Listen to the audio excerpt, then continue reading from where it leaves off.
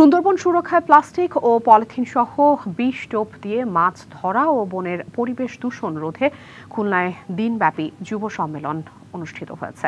Plastic দূষণ বন্ধ করি, সুন্দরবন রক্ষা করি প্রতিপাদ্যে সুন্দরবনের আশপাশের 17টি উপজেলার 530 জন যুবক এই সম্মেলনে অংশ নিয়েছেন।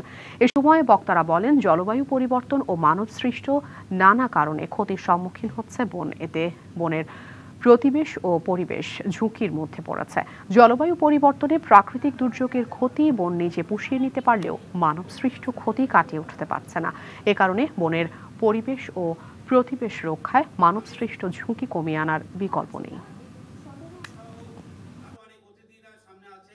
যুবকদের প্রথম যেটা করা উচিত সেটা হচ্ছে যে বাংলাদেশকে ভালোবাসা উচিত এবং বাংলাদেশের প্রাকৃতিক যে সম্পদগুলো আছে এর মধ্যে সুন্দরবন অন্যতম। আমাদের ভবিষ্যৎকে টিকিয়ে রাখতে হলে সুন্দরবনকে বাঁচাতে হবে এবং সেই বাঁচানোর জন্য অনেক কাজ আছে, তার ভিতরে প্লাস্টিক এবং পলিথিন মুক্ত সুন্দরবন করা গুরুত্বপূর্ণ। আজকে যে যুবদেরকে আমি এখানে দেখলাম, সেই যুবকদের হাত ধরেই, তাদের মাধ্যমেই যদি আমরা সচেতনতা ছড়িয়ে দিতে পারি, তাহলেই কিন্তু সুন্দরবন থেকে এই বিষ দিয়ে মাছ ধরাটিও যেমন বন্ধ করা সম্ভব এবং সেই সাথে সাথে সুন্দরবনকে প্লাস্টিক এবং পলিথিন মুক্ত করাও সম্ভব।